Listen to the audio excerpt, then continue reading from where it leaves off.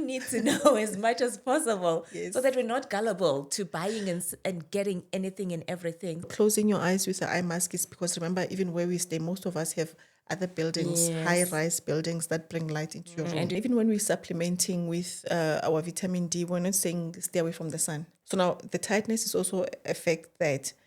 If you are half awake, the brain has not shut you down completely. It has to watch you, make sure that you don't choke, you're breathing well. You're thinking, I'm mature enough, I know what I want. I'm cutting things off, and it's not even you; it's what you're going through. Greetings again. It is Xoli, the author of the Perimenopausal Globetrotter and founder of Redefining Menopause Africa. And today I am so excited. We have an incredible guest joining us. And it is the first episode that we are actually having a guest, if you can think about it. The first two episodes, we were just talking about the terminologies that are tied to menopause. And then today, I finally decided that it's time that we bring different voices to help us to understand this phase of life much better. And I told myself that I was not going to bring anybody for this first episode other than, drum roll, the one and only Dr. Boitumelo Phetla. I call her my little sis. You'll find out as we have this conversation as to why I call her my little sis. I know that time is going to go by so fast, so I'm not going to go on anymore. Miss Boitumelo, Mrs. Phetla, Dr. Boitumelo Phetla, welcome to our episode.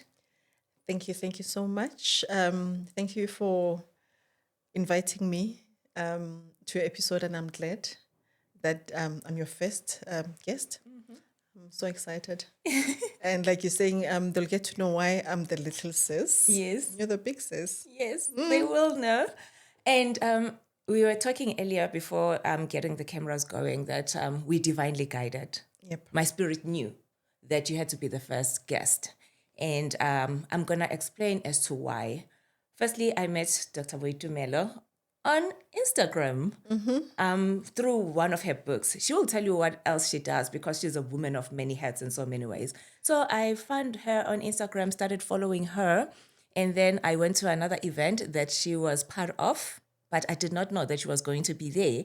And when we met, it was like a connection of souls. And then we've walked the journey together, and here we are today. For the viewers, though, just let them know who you are, and then obviously you can add the titles, but more importantly, who you are, because the titles they can find online when they Google you, because you're So Googleable. Okay, so I'm the child of the Most High God. Yes. I am a wife to this God-fearing man that I adore and respect and submitted to. Yes. I'm a mother to three amazing children. And my parents, a child to my parents that have always been there for me, that prepared me to be this person that I am today. We're thankful to your parents for preparing you to be this person that is impacting lives so positively, mine included. And you know that we've had the conversation on Instagram Live, but I think this one is going to be completely different because we are in the same space. Yes.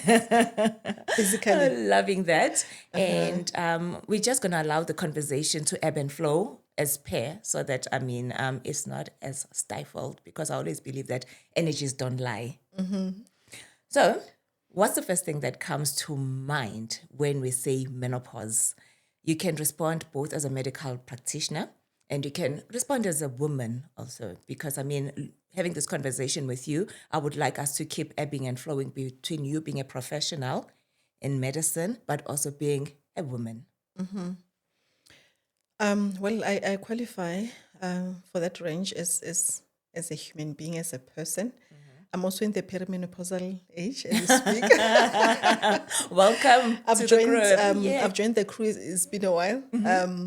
So I qualify for that, and it's been so far. I wouldn't necessarily, flag any specific challenges that I might have had, because with my discovery of nutritional deficiencies and me correcting them in the past year, I feel so different that it would be difficult to tell now, those symptoms on me, because there was this nutritional deficiency that could have masked certain things or made certain things worse. So from that perspective, I don't want to go into it a lot, but I'm having a great experience. I don't even know what you guys are talking about.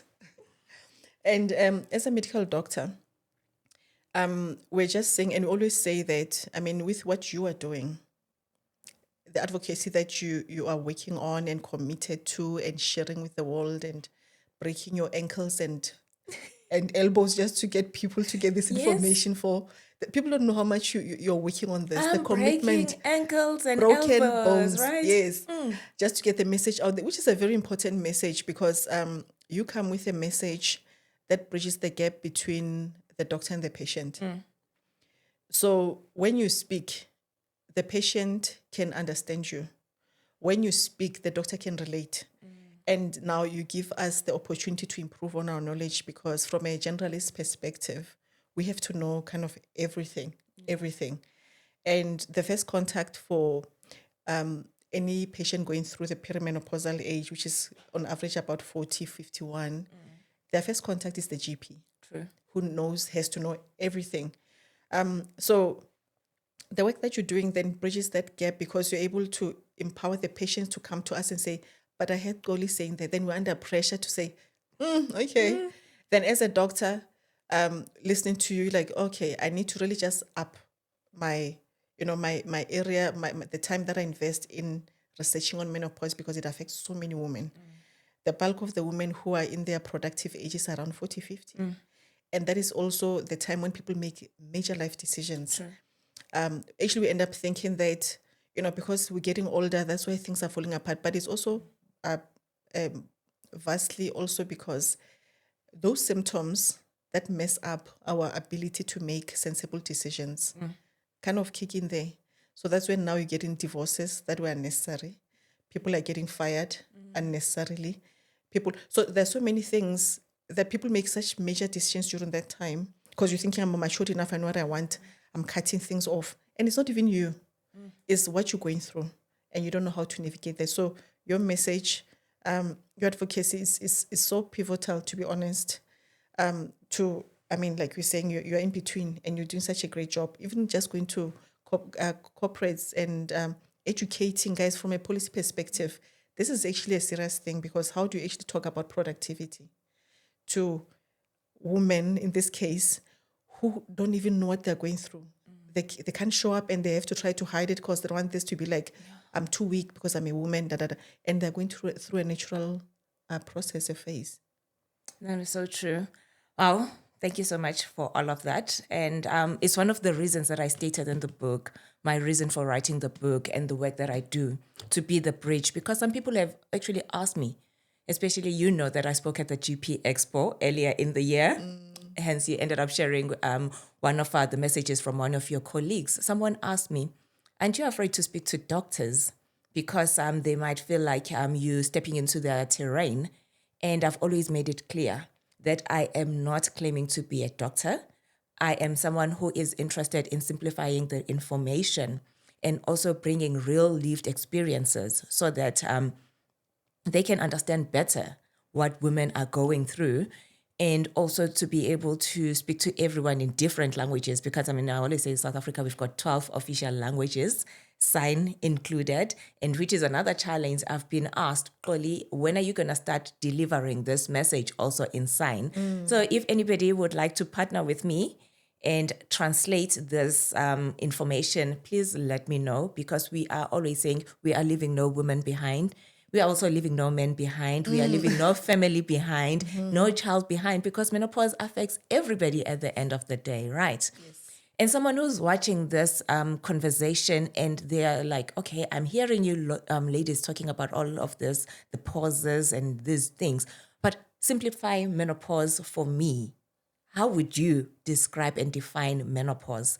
And also on top of that, people keep saying there is male menopause.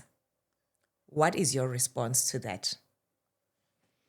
To simplify, menopause is a natural stage that women go through in life.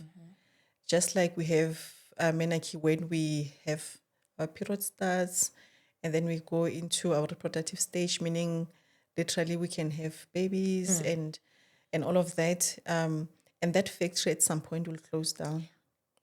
So menopause is when the factory has shut down totally. But before the factory shuts down, there's going to be the phase that we call perimenopause. So there's preparation, then you start having a bit of, what is that word that was used a lot during COVID when people were losing jobs? What is that word? Retrenchment. Yes. Yes. So then we have a lot of retrenchments and downsizing, and because as we're getting older, naturally the body is thinking, okay, you can't be having kids anymore. So things start slowing down. So now with that process, what will be happening then is estrogen specifically will also drop from a perspective that is, I mean, the symptoms that we're experiencing. Estrogen, which is a very important hormone, that is not only responsible for reproductive system, but it's even in the brain, regulating our mood and a lot of processes in the body. So when the estrogen starts dropping, then that's when we start having all the symptoms, right? And many women will experience them in different things. But now we know that, just to flag the age group alone should be a red flag to say, okay, if I'm talking to somebody between 40 and 51, and they're complaining about this symptom, one after the other, then we should start, because initially it's going to be more a symptomatic diagnosis, because the estrogen, as it doesn't just drop immediately. The body will still try to, have those spikes of estrogen. So it's like a whole up and down phase. So it will be difficult to get an accurate diagnosis from blood tests during those, especially before 45, to get an exact diagnosis. So, but when we are more conscious to say, okay, this age group, these symptoms, let's start thinking menopause and perimenopause, and how do we cushion this before we even get to the hormones, but just embracing what is happening. Male menopause, it's a phenomenon that, also just kind of learned. It's not something that I don't remember from medical school hearing about male menopause, but I hear it's quite a common terminology that people are using now, explaining a phenomenon where the men's testosterone is low, but the men's testosterone never really drop like estrogen, because their testosterone continues until they die. They take their last breath. Yeah. Yeah, so basically it describes a significant drop in their testosterone levels. And what is significant there is the factors that contributes to that, just dropping the testosterone, which have to do a lot with, it's basically what we call oxidative stress. So when the cells in the body are stressing because of all the factors that are happening in our lives, in their lives, in that case. So we're looking at, the workload, stress management, smoking, drinking, obesity, nutritional deficiency. So all those things contribute to forming oxidative stress, and oxidative stress can cause them in reverse. So basically when we start having also an element of estrogen is going up, because just a man having, the more weight they gain, it does affect, it raises their estrogen levels in a way, which tempers with their testosterone levels. So in that case, then when they have lower testosterone, it affects their masculine functions. Okay. I love that you're even touching on men and mentioning estrogen. Just like sometimes when women are mentioned and then there's testosterone, because we always think that certain hormones are purely relative to one gender, not understanding that we do have, but in lesser, doses.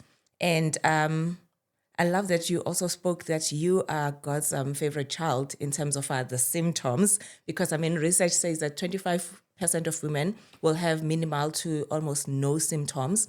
Then there's the 50% that will have mild to moderate symptoms. And then there's the batch, which I fell under, that get debilitating, horrible symptoms that turn your life upside down. In your practice, what have you been seeing when it comes to your female patients? What are the most also struggles that they come in to see you with? Yeah, so just to mention, I've been practicing in private practice, I think since 2008. Yeah, since 2008. And I'm focused on women's health, like specifically women's. My clients are women, and sometimes they invite their partners, but primarily women. And you realize now over the years that, yeah, you did suspect menopause, but the subtle things, you end up treating the depression first, because everything depends on data. We work with data.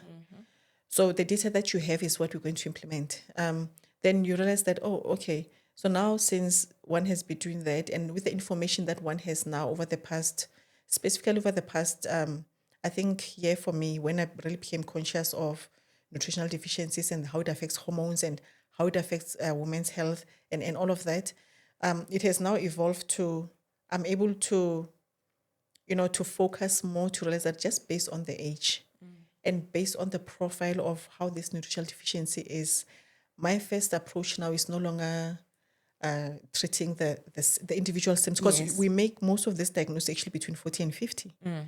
You're hypertensive, suddenly diabetic, suddenly depressed, suddenly.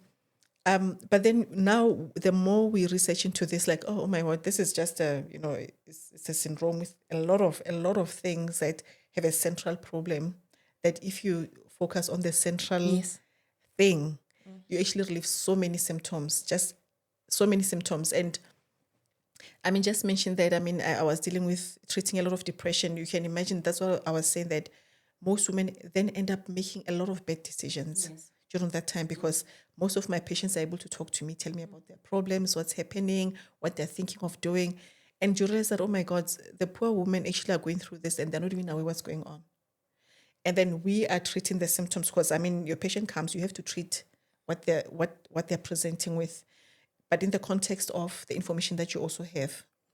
So now when you understand the bigger picture and you can get to the root cause, you actually hit the nail on the head. And everybody's happy. Their partners are happy. Their children are happy. They actually enjoy work. They start having positive thoughts. They actually enjoy just growing up in a beautiful, not growing up, but maturing in a more beautiful words, yeah. in a more beautiful way. The libido improves, the mood improves, the skin improves, all the other symptoms just go away. And it's not to say you shut down the perimenopausal stage. No, we're just facilitating and supporting, transition. so that it mustn't be a horrible experience. Yes.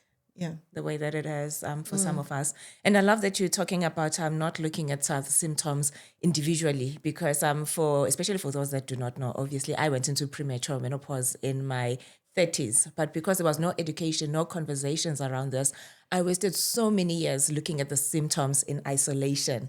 But if these conversations, the education, the preparation had been a thing, at the earliest of seeing some of the changes, I could have been. We could have even delayed it, I'm telling you, with the information that we have now. We could have not even delayed, stopped it, because it's premature for a reason. Yes. Depending if some of the differential causes that I'm thinking now could have been confirmed, we could have stopped it. Because this premature menopause now, we know it's happening more in this modern age because of the lifestyle that we're living. Our jobs. The jobs, the stress, the diet. It's a lot of things, but it's a life, smoking, the drinking. Yes. So they do affect how the body functions. You're not a different person to what your body is experiencing and what is actually happening in your body. I love that. Speaking of certain things that we need to know about, I'm just going to quickly quote on the book. And I think it's one of the conversations that we had a while ago. In the book, The Perimenopausal Globetrotter, there's a section where there's a chapter that is titled, What's Your Story? So it's stories from different women from the UK. And I'm hoping that as this work continues, we'll have What's Your Story and its South African women's lived experiences. Because you know that I'm passionate about that yes, we do quote research from the UK, but we need to have our own information. We do quote information from the US, but we need to have our own. Hence, even in the website, we say that menopause, but make it African. So this says, I will keep this very short. Nobody will tell you to check your ferritin levels when you reach a certain age. There will be no letters from NHS saying, please come in for blood tests to ensure you don't get problems during menopause. Nobody will tell you what your ferritin levels should be. After hours of searching on the internet, I now know what I wish I knew before. The NHS thinks a level of 30 UG/L is okay. That's why I lost half my hair, and the GP said, go find a trichologist, that is a hair specialist. He still didn't tell me what my ferritin levels should be. So please educate your daughters. Everybody, you need to prepare your body beforehand. It ties to what you just said about knowing so much beforehand so that we can maybe delay, prolong, and make sure that menopause happens when it's supposed to happen. And when I mentioned this, you had just told me also about ferritin levels. And then my head was like, the book, somebody also spoke about this. So educate the viewers and myself a bit more about these ferritin levels. Yeah, so the discovery that I personally had was last year, around August, September. Yeah. I bumped into data around nutritional deficiency in Black people in particular, because that's also my area of interest. My population, my demographics of my patients are Black. So there's this nutritional deficiency that is underdiagnosed because we have this idea that nutritional deficiency is for poor people.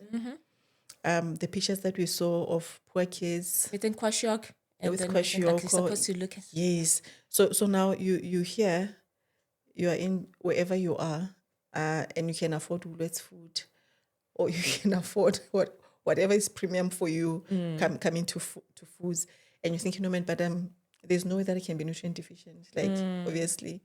So now we're discovering that actually this nutritional deficiency is happening in middle to high income earners too. Interesting. So when I discovered this, I really started investing time in doing more and more research around this. And, we find that the deficiency of iron and vitamin D, Yes, it's a pandemic that we're underdiagnosing, possibly because it wasn't a problem before, maybe. That's why most of us don't know about it from a doctor's perspective. But in the US and the UK, it looks like they've known about this for quite a bit of time now. So we're learning from them. And I further got training from an institution in the US because I couldn't find anything locally, just to get more information on this, especially on the vitamin D, because there's also a certain way that you're supposed to supplement vitamin D. And somebody will say, but why would we be low on vitamin D? Why in South Africa we have enough sun, it's warm. But then remember, due to our work-life structure, everybody's indoors during sun exposure, sunshine time. So that's why then we have this low vitamin D levels. The iron is low, specifically for women between their reproductive years. We're looking at least about 15 to 45. So far in my practice, literally, honestly, about 80% of my clients, because they're all female, about 80% are deficient. 99% are vitamin D deficient. Wow. Now, what is the significance around that? So now these two alone, just these two alone, having data on these two alone, then changes the whole picture, because then now you can affect your destiny in a positive way. Because if we can prove that the iron is low, vitamin D is low, we can supplement it. And we also know the science around it is that vitamin D, for better absorption, doesn't work alone. So now we create formulations that have core factors to make sure that the absorption of vitamin D is optimal. Even iron itself, it doesn't get absorbed optimally if it's just alone. So iron also has its own core factors that it needs for a good absorption. So now just by doing that, all the little symptoms, I'm saying little because there are so many, but together they make this big monster. All of them contribute to all these symptoms. I mean, whatever problems that you're having right now, I'm telling you, whether it's the hair loss, or it's your skin, or it's your libido, or the symptoms of menopause, because that list is long. The symptoms of menopause, but then suddenly the hair loss was coming gradually. But then when you hit perimenopausal age, all the hair just goes. It's almost like it just walks out. Wow, it doesn't just it No, it walks walks out. out.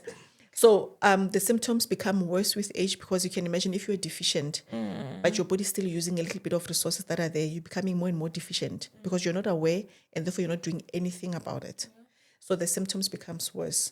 So now, if we can actually correct those two, the menopausal experience is going to be something else. You're going to get such a huge relief from the symptoms and all the other symptoms that we mentioned, because it would look like, because vitamin D is a steroid hormone. It's not just your regular vitamin, it's a steroid hormone. Research is showing that as the estrogen drops naturally, which it should, because at some point you're asking the question that why does it feel like the menopausal symptoms that we have today are worse than what our Yes, grandparents before. and our great grandparents said? Like, did they not have it? Was it a language thing? Was it information thing? And with the research that I've done, it would look like not necessarily that information or a gap of not being able to express the frustrations, but the symptoms are literally worse in this day and age, because our lifestyle are different from theirs. Remember, they were in the sun almost all the time. So now we are in an opposite era. Now we are handling the sun, we avoid the sun.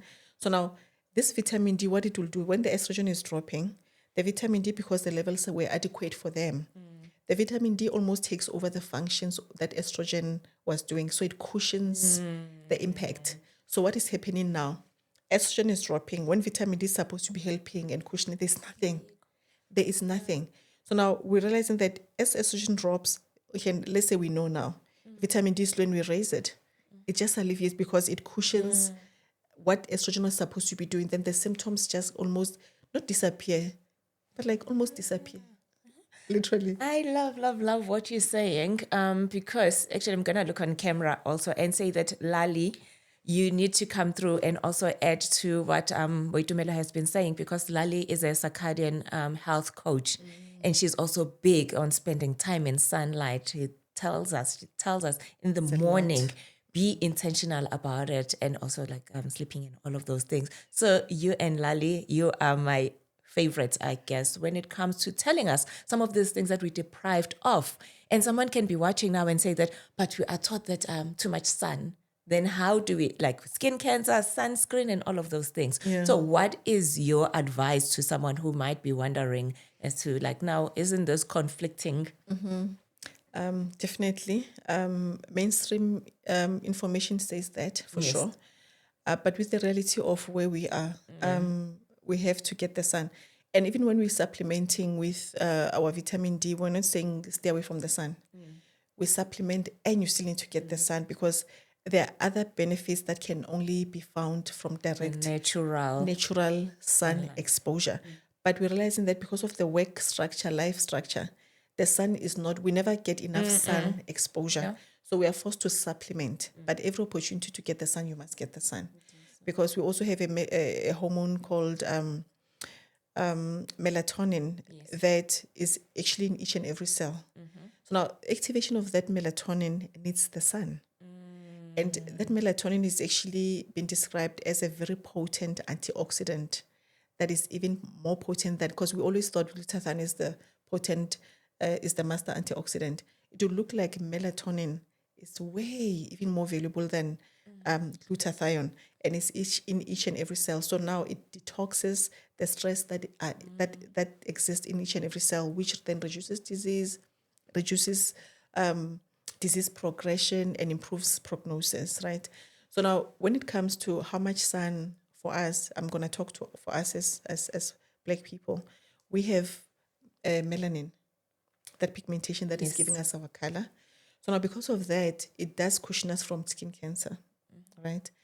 But also because of that, it makes the penetration of the sun, slower or less dense.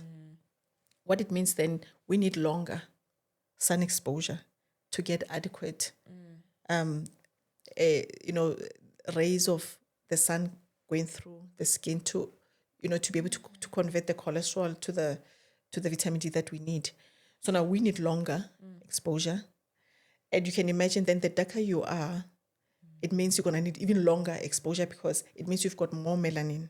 So the melanin that is there is protective, but it also needs us to expose Barrier. longer. It's almost like an It's a extra protective, barrier it's a protective barrier, but then we just need longer exposure. So interesting. I think this is a subject on its own. And as you were talking, I've got so much, like I'm nodding internally because when you talk about the importance of natural sunlight, I had a conversation, I think the other year with Vonai, she's Zimbabwean based in the UK. And she said that they were not aware of the impact of sun deprivation it has on them. And you find yourself feeling so many things. And then, as you say, that you can still pop supplements, but still not think supplements the real sunlight. And last week, I was speaking to one of the corporates also, making an example that you wake up at 5 o'clock, you switch on the light in the house, you prepare for work, get ready, get in the car, you get to work, park underground, take the lift, upstairs, get to the office, meetings, whatever, the whole day. You don't step out, you knock off, say around about 6, 7, because also people are pushing crazy hours. Get in the car, park home, lights again. A week goes by, No sun. no sunlight. Come weekends, maybe you can run some errands, but you're not really spending time in the sun. So, and you add like this phase of life, you depressed. Some women struggle with things like they say like their social battery is low. So they just want to stay home, stay in bed and all of that. Then the Ferris wheel just continues. So thank you so much for explaining this in such a simple way also. I think I was just smiling because as you are sharing, and I'm hoping that whoever that is watching, they're also getting this enlightenment, their aha moments to say that also science and some information sometimes can be more of a blanket approach, not look at every different ethnic groups and our genetic makeups to accommodate us specifically for what we are. And also, I always say we're living in a capitalistic world. I always will say. So we need to know as much as possible so that we're not gullible to buying and getting anything and everything. Some things really nature has provided for us. Yep. And even if we are looking for things, we need to be informed because you've spoken about supplements. Sometimes I've had people ask me, Oli, what should I take? What are you taking? And I shy away from giving recommendations because there's so much that goes on in our bodies for me to just say, oh, that take this and that.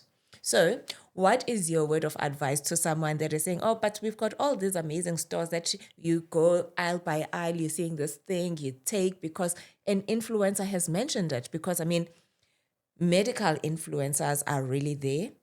Menopause influencers now are there, and it can become so confusing for women To know where to start. Yeah. That's absolutely true. So last year when I got this discovery and discovered that I was also deficient myself on iron and vitamin D. Yes. When I started looking for a solution, I couldn't find a formulation because then I went into research. I couldn't find a formulation that could actually meet the required daily dosage that will actually be optimal to get proper results. So that's where I started formulating my own nutritional supplement range to firstly help myself. Help myself because I discovered that, oh my God, just this nutrition deficiency is responsible for so many things. Because prior to that, I had a fracture, a knee fracture. At the time when I was at the most optimal time of my fitness and I had a knee fracture. Didn't make sense. I had postpartum depression with all my pregnancies. Didn't make sense. I was like, but the relationship I'm in is stable. Like, where am I? Because you're asking yourself all these questions and it doesn't even make sense. And during pregnancies, I had this hyperemesis gravidarum there, where you have like severe symptoms, where you're really sick, that you have to be hospitalized, just to carry this pregnancy through a lot. And then I started losing my hair. And I was so frustrated because I hardly do anything to my hair. My hair is as natural as they come. And now at some point they did this things, but this is the locks, and I fell for that, where they twist your hair. It's supposed to be a beautiful option where there's not actually a lot of traction, But the worst thing that I did for myself was, because you're always trying to be a nice person, a kind person, then I gave this lady a tip. Every time she did my hair, I gave her a tip. So then what she did, she made me come for twisting more regularly, because now I'm her cash cow. Yes. And I was like, this one is so committed, twisting my hair every 2 weeks. And people are twisting their hairs like after So 2 months. often. Yeah, so she put the pressure on my hair follicles, but then it exposed my nutritional deficiency, because my hair started thinning to a point that I realized that no, something is wrong. And so it answered that question, because I couldn't understand. I mean, all these questions I had along the way, I never had answers. And libido, out. Then you think, okay, maybe because I'm busy. Yeah, I'm busy. But now you realize that, oh my God, there's actually a central problem here, just a nutritional deficiency. So why it's important is that each and every cell in the body has basic building blocks that it needs to work, whether you're a man or a woman, a child, an adult. So every cell needs adequate vitamins, minerals, fats, and amino acids to build protein. And then now we also have to add probiotics, because our diet is bad, the stress levels are bad. There's so many things that are disturbing our gut, and now absorption is going to be interfered with.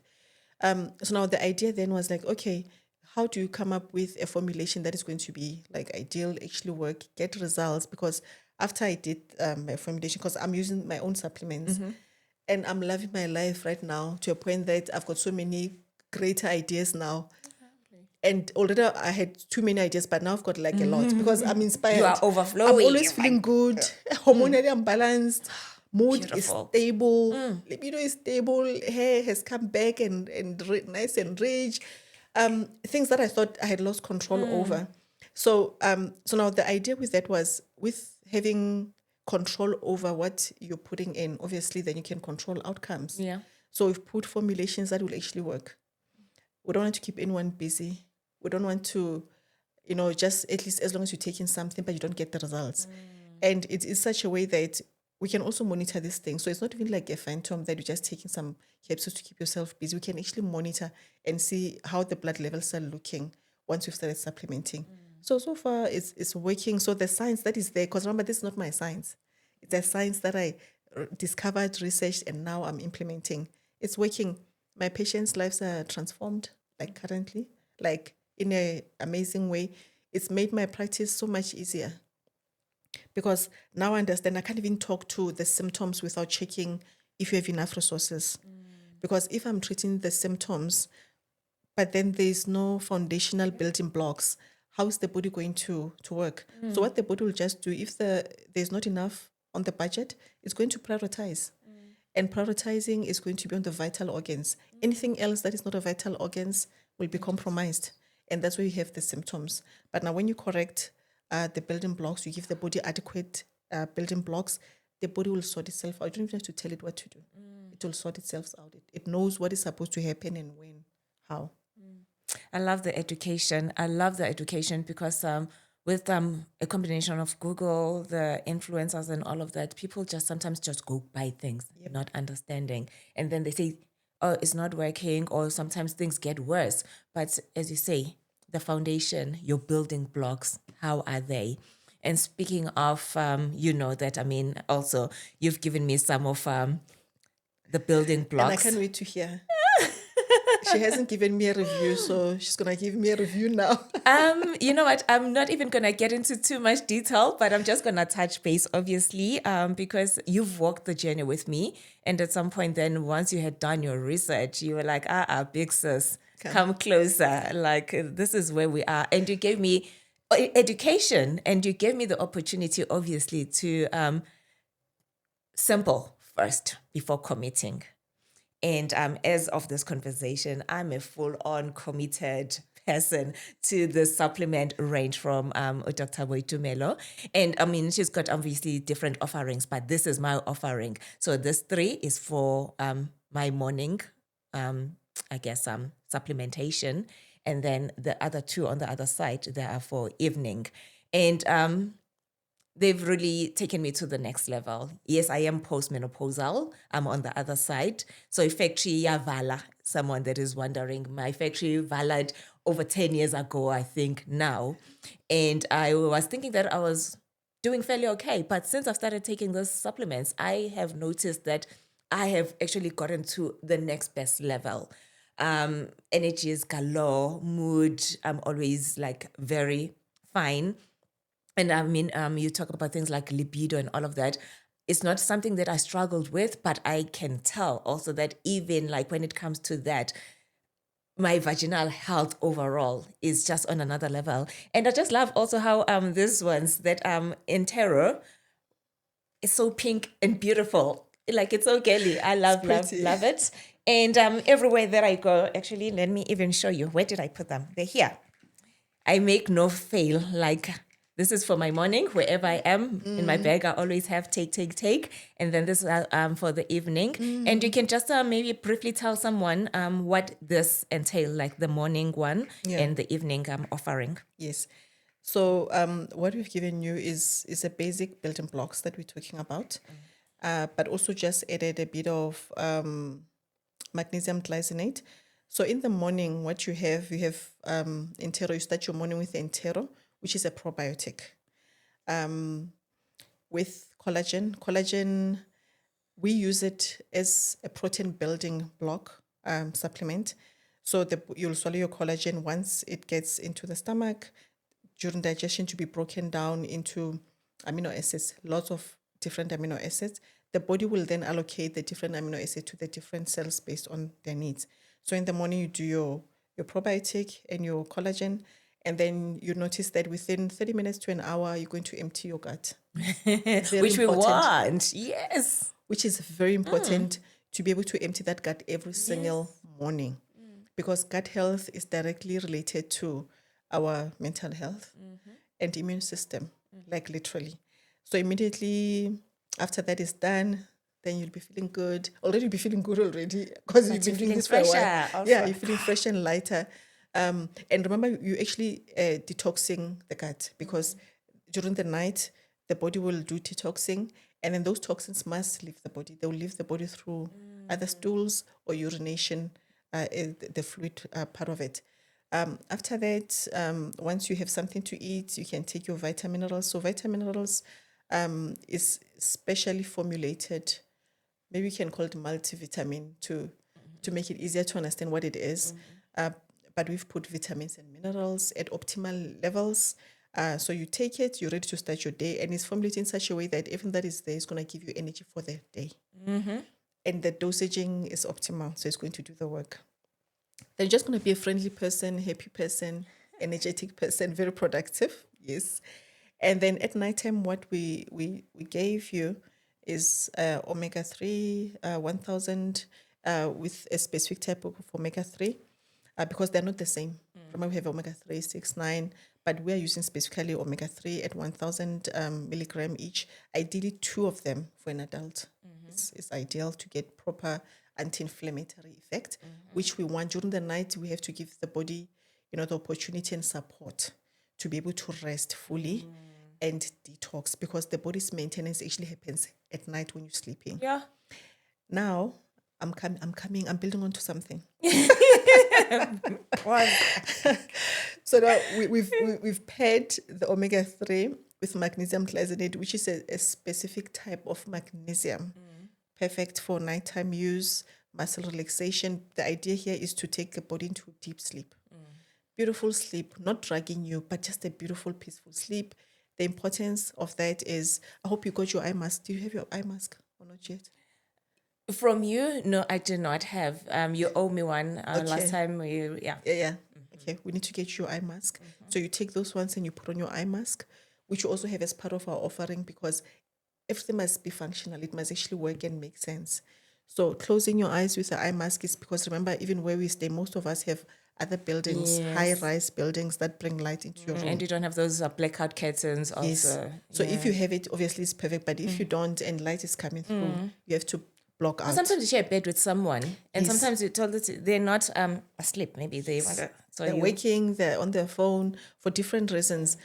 So we need total darkness at night, deep sleep, because then once you're fully asleep, the body can start doing its own maintenance, which if it doesn't happen, you're going to wake up in the morning feeling exhausted every single morning, no matter how long you sleep, because the sleep was, you're half awake. Yeah. So now the tiredness is also affect that if you are half awake, the brain has not shut you down completely. It has to watch you, make sure that you don't choke, you're breathing well, because you kind of half awake, so that if you need to respond and do stuff, you can do it. But when you go into a deep sleep, the brain's like, okay, guys, let's all work. Because if you sleep, you have to detox the brain a little bit. But now, if you go into a deeper sleep, you detox the brain, but the brain can also detox the rest of the body. So the deep sleep is very critical. Interesting. Because it affects everything. It's going to affect your hormones. It's going to affect the immune system. It's going to affect energy levels, because everything is interlinked. Yeah. And I always make an example that it's so fascinating how in the morning you'll see someone drinking an energy drink. It's a having sign. amagwinya, It's a sign. or amakeke and all of those things. As you say, nutrition is very, very important. And also it's so sad that some of the industries that we work in contribute to our poor health. There's nothing we can do there. Let's leave that topic for those. We must do what we can control. Because we need all these industries at the same time. I mean, hospitals need to operate. People are working there. People are getting People need salaries to from fly. there. People need to travel. So we need to know better. We must just do what so we that can we do. can take care of ourselves. You know what? There's so much value, and time is flying by so fast. And I just wanna quickly touch on because I mean the biggest conversation is on menopause. Is someone is like, I've heard you talking about all of these things, and the question that always comes up to me: HRT or menopause hormone treatment. Your perspective, because I mean everybody's got an opinion. I would like to hear your opinion. We are not saying the person that is watching is right or wrong, because ultimately it's everybody's decision. But knowledge, being informed, equals empowerment. What are your thoughts on it? So currently, like you're saying, this is my personal opinion. Yes. But also based on the research, because if I totally make it personal, I won't be professional. Yeah. And I'll be in a lot of trouble. So based on research, what I'm doing now, like I was mentioning, that I do a workup first. I need to know nutritional deficiencies first, because whatever that we're going to do, if we're going to work on a broken car, you're not going to get there. So I approach it like I'm going to do a basic screening just to check nutritionally where you are and correct it. And I'm finding that once I'm correcting the nutritional deficiencies, I never get to a place where I start my patients on hormone replacement therapy. I'm talking about somebody who hasn't really started, they're experiencing the symptoms, and it's going to vary from patient to patient, case to case. But from where I am now, I always approach it, say, okay, I'm going to check you there. Then if I can confirm, which so far has been the case, then we start supplementing. Then they end up not even needing hormone replacement therapy, because now we understand that because of this cushioning with vitamin D, because it's going to cushion the estrogen. And we also know that because it's a cell growth regulator, it's a immune system regulator also. It plays such a key role that when you correct it, the body is able to help itself and cushion you through the phases that you're going through. So currently, I'm finding that if we can correct that, we hardly have to go to hormone replacement therapy. So far, I haven't had a patient that I've corrected and they still need it. But I'm not saying they're not there. I'm not saying there's not a place for that. Obviously, there is. It depends if I'm not getting the response I want, meaning I'm not able to relieve my patient's symptoms. Obviously, I'll have to take it and level up, so to say. But for now, that's not where I'm starting anymore. Yeah. Okay. Thank you so much for that. And then obviously we've been touching on so many of the symptoms here and there. And for someone that is wondering, like, you'll watch the other video where we're breaking down the symptoms. This is not the conversation to be getting technical on the symptoms. When it comes to loss of libido, things like your vaginal dryness and all of that, what would you advise? I know that you've mentioned the supplements, but women keep saying that I'm struggling still. Psychologically, is there a connection with how women also interact or engage sexually? And what is the role of men that are partners with women that are struggling with the symptoms? How else can they support maybe their women that are saying that, loss of libido is there, and the man is like, I don't even touch her anymore because. So how do couples navigate this phase of life?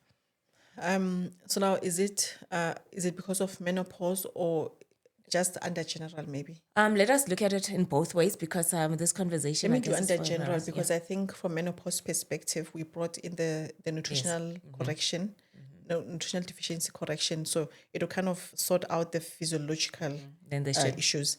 So now, if we talk about low libido under general, and we kind of checked, we can't find anything.